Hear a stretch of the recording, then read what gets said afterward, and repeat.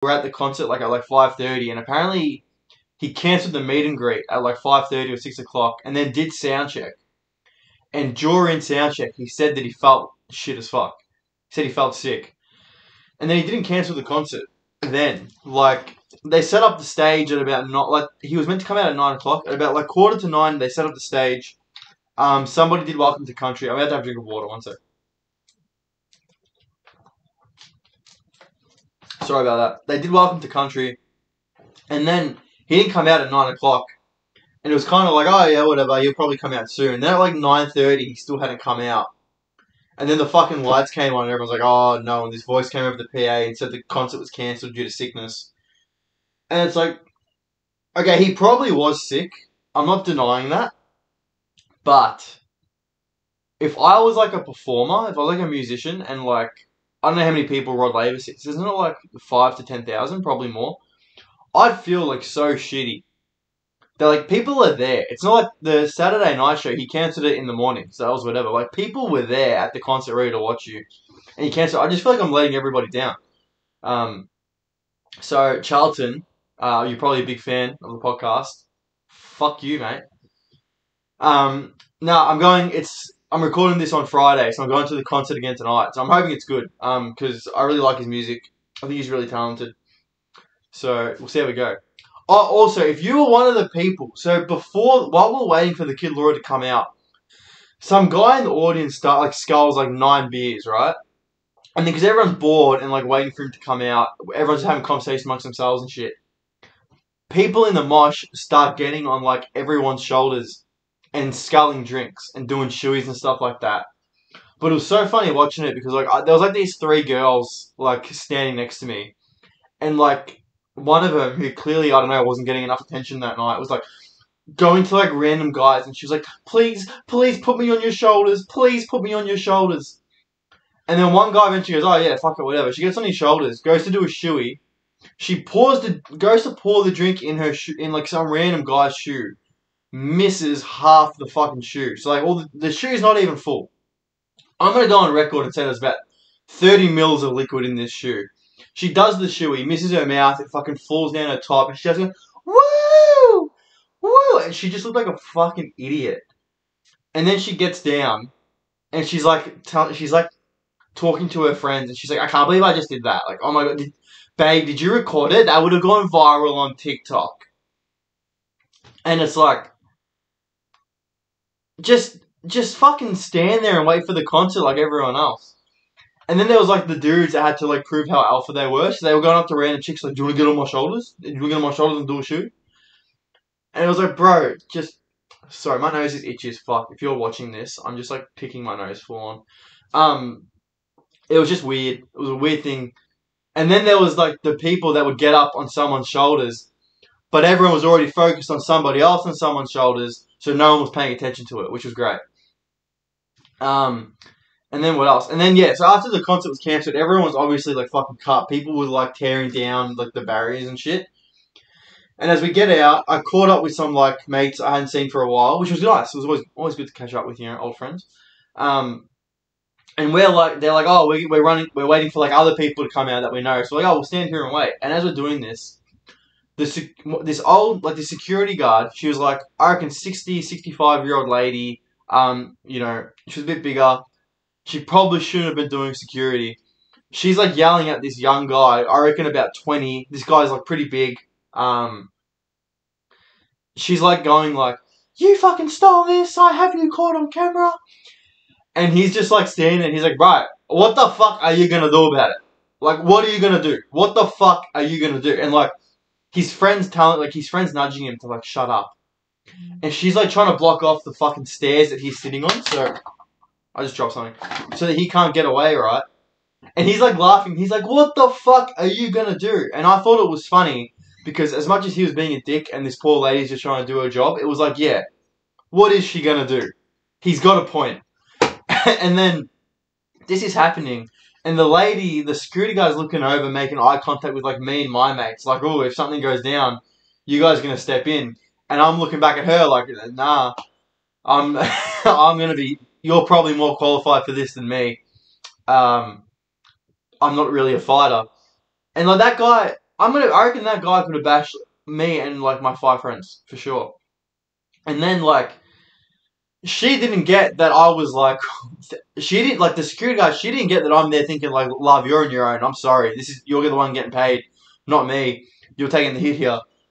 And you know she's like trying to fucking prevent the guy from like getting away. And she's like, we have security footage of you fucking doing this thing. And he's like, go get the footage, bro. Go get the footage. You can't. You're not gonna do shit. And then she's like, okay, I'm gonna call for more security, right? So she calls another security guard on her fucking intercom. And the guy's laughing. He's like, yeah, call another one. Call another one. See what happens. Finally, another security guard comes. And it's just like another old woman. And the original security guard that called the second security guard sees the old woman coming. And she looks at me as if to make a face like, oh, I'm fucked. Because she was clearly hoping to be like a young dude, you know, or like some like 40-year-old man with dad strength that came. It was just another one like her. And she was like, oh, shit. And then I looked at her like, yeah, what are you going to do, you know? This is the hand you were dealt. And then she still had this like agreement with us from our eye contact that like, you guys are going to help out if shit goes awry. Because she doesn't know that I'm a bitch and I'm going to help, right? And then the guy who's like cracking it, being like, what the fuck are you going to do? Looks at my mate and goes, yeah? And then it turns out they know each other. So they start catching up. And then the lady's looking at me like, fuck, I've got nothing here. Yeah, I'm just, okay. Whatever. She knows she lost, right? She knew this guy had beaten her. And then she goes to like leave. The guy goes to leave and she's like trying to fucking prevent him from leaving. And he's literally just laughing in her face. And then just does like a McGreedy spin and leaves. And then she looks at us like, you know you guys can't stand here. And then we're like, yeah, we're just waiting for someone, we're going to leave. And she's like, alright, fuck. I felt sorry for that woman. She was so defeated. I wonder if she's working again tonight. That'll be interesting. But yeah, so that was that. Also, okay, moving on to the rest of my week. So on Tuesday, I had this fucking gig in Carlton. I did an open mic in Carlton. Trying to find a car park in the inner city should be a fucking Olympic sport. Like, genuinely. I don't want to see people fucking playing badminton. I don't know if that's an Olympic sport. Like swimming. Yeah, swimming's entertaining. Show me, like, 6 people from different countries trying to find a car park on Lygon Street at 6:30 on a fucking Monday. I'd watch that. I need a burp. Oh, that was an aggressive one. Sorry, guys. Like, I'd watch that sport. You know what I mean? And it was just, I was so, like... I became that security guard in a way of how defeated I was that night. Because I get there... Like, I get to this fucking gig. I spend half an hour looking for a car park on Cardigan Street, just next to Melbourne Uni. So that was a pain in the ass. And, like, I finally find one. I park. I walk in, and I'm, like, complaining about the car park, right? And because this was, like, a sign-up open mic that, like, anyone can do. And because I spent half an hour looking for a car park, I was on the fucking lineup late as. I was, like, the 21st of 22 acts. So I had to wait there for, like, 3 hours. And the entire 3 hours, I just am complaining to everyone I see about the car parking. I'm like, bro, where the fuck did you park? Because this is fucking ridiculous. And then everyone's like a comedian, so they don't have cars. They're like, oh, bro, I just like caught PT. And I was like, fuck you guys. So I'm just complaining about the car park the whole time. So I'm just being a massive buzzkill to everyone I talk to, basically. And then the night goes on. All my friends who I'm hanging out with leave because they do their act. And then they're like, I'm going. See ya. And I'm like, whatever. And it got to the point where, like, a bunch of my other friends come from another gig. And I'm so, like, over my life at this point. I'm sitting on the floor of this pub. I'm sitting on the floor against the wall. Just not even on my phone. Just, like, staring into the distance. Like that Seinfeld character. And then my friends are like, what's going on, like, here? Like, what are you so upset about? And I was like, I don't know why the fuck I'm doing comedy, man. And I had an existential crisis. And then I did the gig. By the time I did the gig, there was, like, no audience left. I had a set prepared, and I was like, fuck this set. I'm going to tell, like, a story of, like, some shit that happened to me at work. Because At work, I like one of the guys that does the stats for the footy, and I was doing like a women's game from like some local community league, and the commentator who was commentating this women's game, yeah, was trying so hard not to be sexist that he was being sexist. It was fucking hilarious. Like he was commentating the game, and one of the girls literally like picked up the ball, like loose ball picks up the ball, hand passes it, and he's like, "Oh mate, the way these young women are just picking up the ball and hand passing it, they're coming along. They're coming along real nice." It was great. There was this chick who was like 6'5" and like really stocky, like ran through this like smaller, more petite woman, and the commentator's like, "Oh, big bodies coming through the pack here." Not that I'm calling these women overweight or anything. I just, the way they happen to be built, it was great. There was literally a girl who was all by herself in the goal square. Goal square is like a mud pit. It was wet as fuck in this game. She goes to kick the footy, slips, misses it, kicks a point, and like one of the commentators is like, "Oh, she's got to kick that goal." And the guy who's like trying not to be sexy is like, "Nah, mate, nah. Like, yeah, she probably should have kicked that. But look how far that footy's gone. That footy's gone at least 35, 40 metres. The way these women are developing." Anyway, so I thought I could make that story funny. So I'm telling that. And like some of it's getting laughs, some of it's not. Like, honestly, I did a 5-minute set. I got like 8 laughs. It was pretty much a bomb. It was on the precipice of being a bomb and doing okay. And then I leave and someone's hit my car and my front bumper's dented in. So, yeah, it was fantastic. Um, so that's all that's really happened to me this week. But yeah. Okay, last week I told you guys to send in some dumb school rules, and I'm going to talk about Kenobi and Stranger Things again.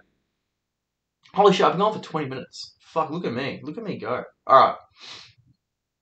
So, dumb school rules. Obviously, everyone sent in a lot of, like, uniform and, like, rule-related stuff, which I specifically asked you guys not to send. But I'll talk about dumb uniform rules. So, like, a lot of people that went to private school, if you have, like, a blazer, you need to be fucking wearing it until you get home. And, like, if you're seen not wearing it, you get it after school or whatever the fuck. I remember one thing at my school was really dumb was, like, you couldn't have a logo on your socks. And they always acted like if you had one, that people, like, weren't going to attend the school. Because they were always like, when you leave, okay, you're representing the school. And people are going to judge the school based on you. But, like, I doubt they're going to see me getting, like, onto a bus with a fucking Nike logo. And they're going to be like, "Oh, I'm not sending my kids to that school. That school's fucking shit." So, that was dumb. But, like, yeah, everyone knows the uniform rules. I don't really talk about that. I'll tell a dumb school rule that my school had. Like, this is, like, actually dumb as fuck. So, in year 12, when you got your license, you had to let the school know that you had your license and what car you drove. And the reason was because they didn't want you to drive to school and park at the school. For whatever reason. I don't know. I think it's like a duty of care thing. So, you couldn't park your car at the school. Or you could, but you had to have, like, you had to sign, like, a note or some shit. I don't really remember. But I remember I was like, no, okay, I remember now. You could park at the school. Could you park at the school? Oh, fuck, I should have prepared this. No, you couldn't park at the school. You weren't allowed to park at the school. I remember because I thought it was dumb. Because I was like, what's the fucking point of having my car if I can't drive to school? And we had a shopping centre that was like a 200-metre walk away from our school. And they were like, you can't park at the shopping centre either. And we're going to be going at lunchtime and checking to see if people's cars are at the shops. But I worked at this shopping centre. So I was like to the teacher, I was like, hey, I have work after school. So I go to work straight from school. So can I park my car there? Because then I need to drive home at like 11 p.m. when I finish work. And they were like, yeah, that's fine. But we need you to every week give us your work roster so that we know which days you're going to be parked there so we can check you're not breaking the rules. And it was just like, you're fucking limiting whether or not me, an adult, can park in a public car park. Like, fuck you. But that's not the best of these bad school rules. That was my one experience with one. This got sent to me from a teacher. So at her school, she teaches that if you skip 2 classes in a day, you get externally suspended. So, for For those of you who don't know, some schools, I think all schools do the inter-school suspension, which is like you just sit in like an office all day and you're monitored by a teacher, or you get an external suspension, which means like you spend the whole day at home.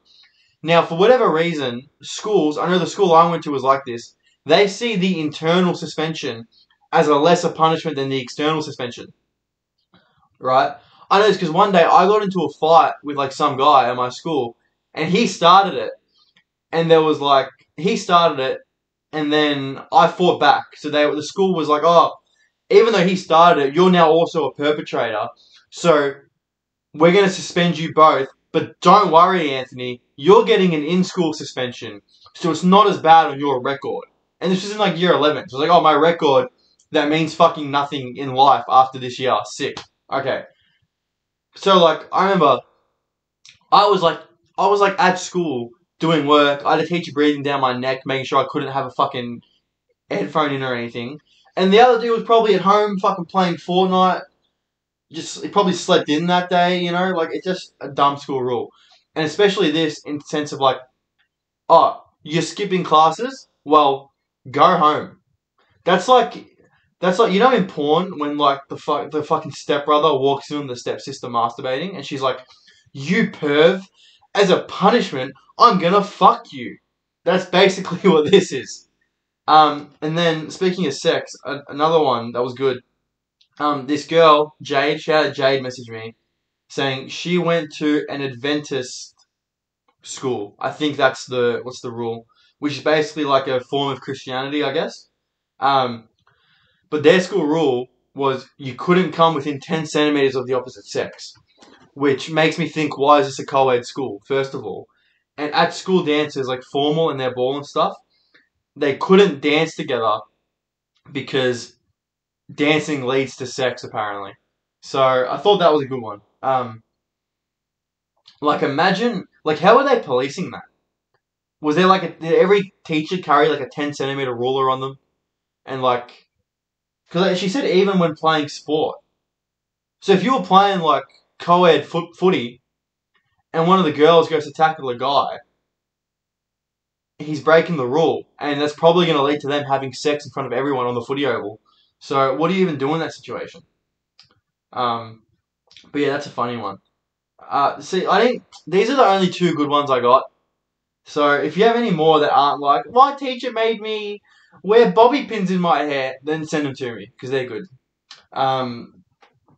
That was a dumb one though. Like, I remember the girl at my school, if the girls didn't have a hair tie, like the girls had to tie their hair up, right? So they weren't allowed to wear their hair down for whatever reason.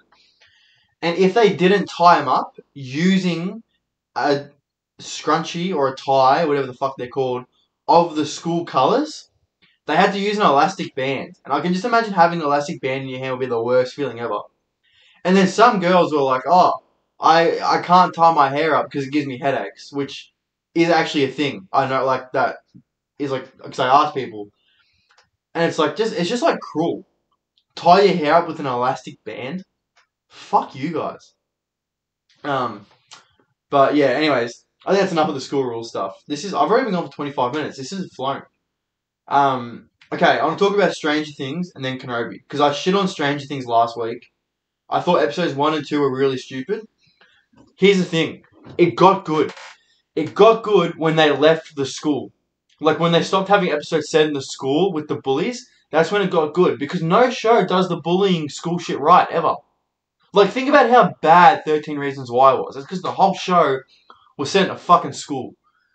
It got good in the sense that, like, I didn't like how, what's Sadie Sink's character called? Max. I thought Max was gonna die in the Kate Bush scene. I thought she was gonna die. I thought Vec was gonna take her. I love when main characters are killed off in shows, because it raises the stakes. Because, like, right now I'm watching it, and, like, I'm interested to see what happens in the second part of the season. But, like, I know most likely one of the main characters won't die. Like, maybe one of the main four might die, maybe. But it's like, I feel like there's no stakes when I'm watching it. And that, I was like, oh shit, they're going to do it. This is like a point of maturity for the show and these characters. This is going to really drive the plot forward. Like, Max dies. And then they put the song on. and she just survives. And I was like, oh, like that scene was cool. I'll admit, but I was like, fuck. Okay, can someone do me a favor and make me an edit of that scene, but instead of the Kate Bush song, it's WAP? Surely someone's doing that on TikTok. That'd go dumb viral. Um, but yeah, that'd be funny. I really like. Here's the thing with Stranger Things, because I don't like it. I don't really remember everything that happens in the show. Like when I watch Kenobi, I know like what everything's a reference to because I'm like huge into Star Wars, which is arguably probably worse than Stranger Things in terms of like creativity and like as a show. But yeah, I actually thought Stranger Things was sick. I thought the double twist of number one being Vecna was awesome because I guess like when he said to Al, "You remind me of one," in like episode 3 or 4, whatever it was, I was like, "Oh, this guy's one for sure." I was like, "This guy's for sure one." But then the double twist of him being Vecna, I did not see coming. And that guy, I forgot what his name is. But he acted his fucking ass off. That was a great performance. That like the last 20 minutes of episode 8 or 7 or 8, Massacre at Thingo. That was some of the best acting I've seen. That was great. Like so, hats off to that dude. I really enjoyed that just as like a fan of media, a fan of entertainment. So that was great. Hats off to that guy. All right, on to Kenobi. I have a lot to say. So, when I left you last week, episodes 1 and 2 were out. I enjoyed episodes 1 and 2. I thought the chase scenes with young Leia were goofy, but I can forgive it because I want to like I watch it and I want to enjoy the series. Like I go into it with like kind of blinders on. Like there's two types of Star Wars fans. The Star Wars fans that like make an excuse for everything, and there's the ones that hate everything. I'm like firmly in the middle where I'm like watching it, wanting to enjoy it, and I'm happy to ignore the flaws and the plot holes or the bad writing in order for me to enjoy the show because it's like my childhood. Like up on my left here, I have like 5 lightsabers that I've bought and I want to get more. Star Wars means a lot to me. Episode 3 was fucking sick. But I got a few problems with it. At the start of episode 1, there's this Order 66 scene where there's like a bunch of younglings and they're getting saved by their like teacher, right? And the teacher's fighting the clones and her lightsaber's like cosmically cricket baseball batish. It's like bouncing off him and shit. Oh fuck, the camera's about to die. Oh no, okay. I'll wrap this up. And then it's like they've nerfed lightsabers. Because as a kid, I remember I would like be talking to my friends about lightsaber, like, yeah, if it just touched you slightly, it would slice through you. And then like now it's like even this in episode 4 when Obi-Wan's fighting the stormtroopers, it's like it's bouncing off their armor, and it's like I thought, okay, this is just a Disney thing they're doing, but then in episode 3 they had Vader snapping a kid's neck and a stormtrooper getting sliced in half. So I was like, oh, Disney are going all out with this. This is sick. But yeah, I thought episode 3 was great. I really don't have much to say about episode 3. It was fantastic. We got to see Vader just wreck Obi-Wan. We got to see how he wants to torture Obi-Wan. We got some more characterization of Reva, who's just a Triller reskin for anyone who's played Fallen Order. There's an Inquisitor in Fallen Order that's basically Reva, but better. Which is kind of my gripe with Reva's character.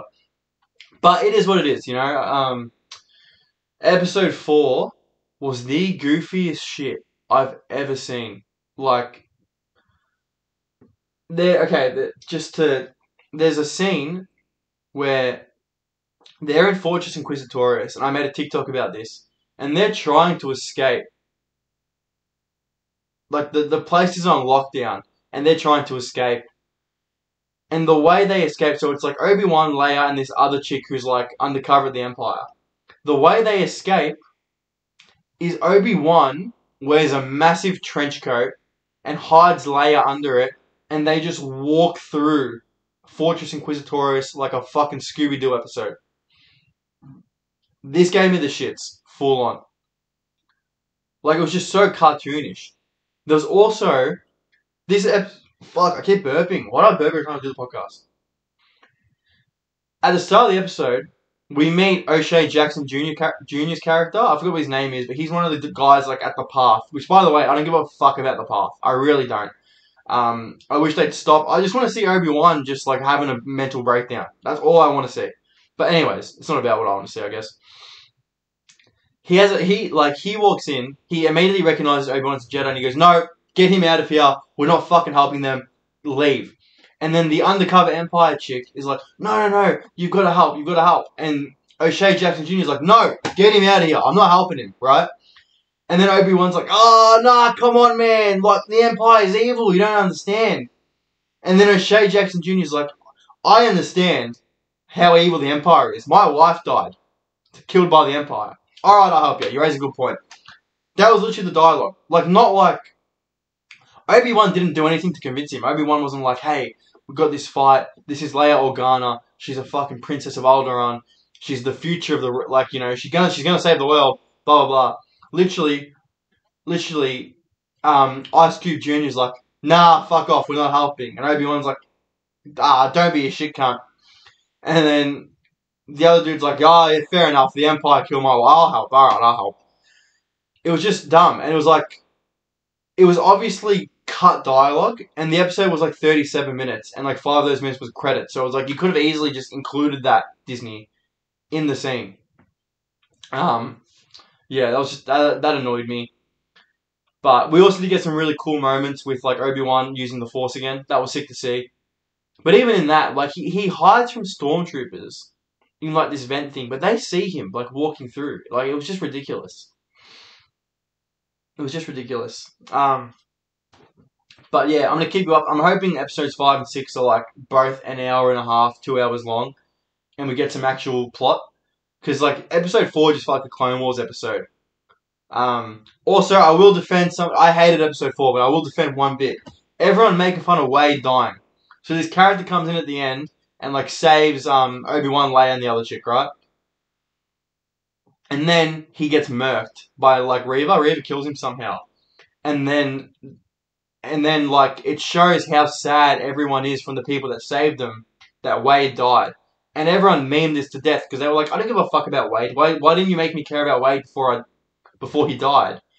But don't think they were trying to make us care about Wade. They were trying to show us how the everyday person is affected by this galactic civil war that's about to start. So everyone making fun of the Wade thing, as funny as the memes are, you're wrong, okay? So yeah, 35 minutes. This was a long episode. I'm going to wrap it up because my camera's about to die. And my laptop. I didn't prepare today well at all. But thanks for listening. If you listened all the way through, send me the sun emoji and I'll reply. If you enjoyed some bits, share it to your friends, blah, blah, blah. I'm going to have some clips coming out on TikTok and shit. So that'd be good. Follow me on TikTok, Anthony Nigro _, Instagram, Anthony Nigro _, YouTube, Anthony Nigro, Spotify, Anthony Nigro if you're listening on Spotify. I'm working to get this up on Apple Podcasts. I made a mistake with my Apple ID and I'm trying to get fixed. So bear with me on that. But yeah, thank you for listening. You guys have been awesome. Oh, and DM me if any any topics you want me to talk about next time. So yeah, cheers, bye, take care.